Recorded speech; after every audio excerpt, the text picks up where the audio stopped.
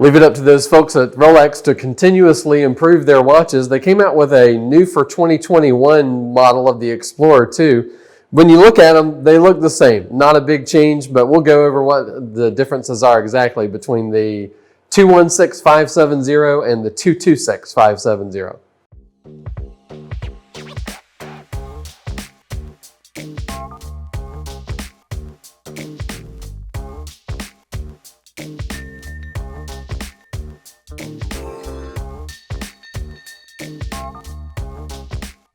Before the 2021 launch of the new model of the Rolex Explorer II, there were lots of rumors out there, lots of people speculating that they would increase the watch size from 42 millimeter to 44 or 43. They did not. Or that they would add a black ceramic bezel, kind of like the Daytona. They did not. Or that they would somehow make the bezel turning, which would turn it into a GMT Master II. They did not. But they did make some changes, and they came out with what they considered a new model. It wasn't so much an improvement of the previous model as it was that they changed the reference number from 216570 to 226570. And when you just look at them with a glance, if I held up one and then held up the other, you might not even think that there was a difference between the two. But we'll go over, there's a few differences, and if you add them all up, they're probably pretty significant when they're all added together. So first, the previous model is this one on your right, the 216570. It was made from 2011 through 2021, so for 10 years it had a run. And then here's the new model for 2021, the 226570. The biggest difference between them two, the two of them that you can't see is the movement. On the older model, it's the 3187 movement, which did feature the parachrome blue hairspring.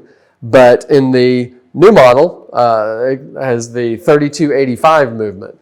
Now the 3285, it came out in 2018 in the GMT Master II, so we've already seen it before, but it does add to the previous model the Paraflex shock absorbers. It has the Chronergy escapement, which is 15% more efficient and adds a 70-hour pyro reserve and an accuracy of plus to minus 2 seconds. So I don't know if you would really notice any of those things on the wrist. Not sure that would be a deciding factor for me to go for the 2021 model versus the previous one, but those are some differences that are there. Now, when we look at the cases of them, the lugs on the newer model are a little bit thinned out.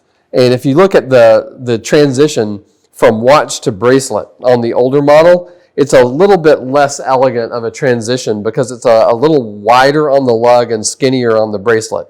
On the new model, you can see the lugs are thinned out and the bracelet's a millimeter wide overall. It's a nicer transition, similar to what they did on the Submariner when they went from 40 millimeters to 41. It's just a nicer look switching from watch to bracelet.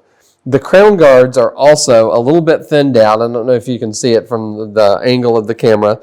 We can maybe do a side shot, but they're a little thinner, a little less angular. And then on the dial of the watch, that's where there's really some fairly significant changes. On the older model, you can see the center of the hands were coated black, and so they appear to just float over the dial, where on the new model, you can see the hands all the way to the center pinion.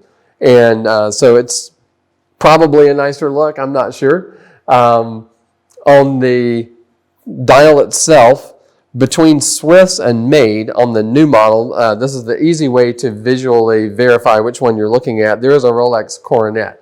And that's pretty much on any of the watches that have the updated movements, that have the Chronergy escapement and the 70-hour pyro reserve.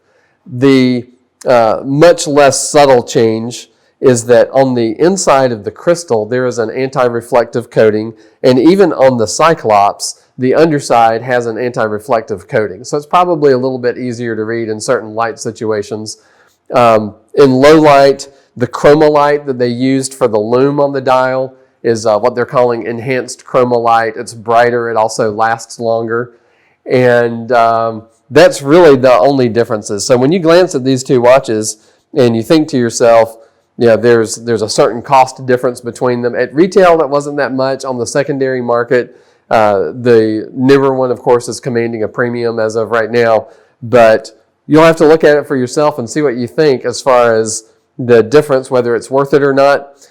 For day-to-day wear, you might not notice it, but all those little things kind of add up. And so if they're going to add up to be something that, knowing that you have the previous generation and that it was improved in almost every way for the new one, you might decide that it's worth it. So give us a call here at Swiss Watch Expo, see which ones we still have in stock, and we'll be happy to set you up with one on your own wrist. Click the bell, like and subscribe, and so you'll get all the new content we post every week.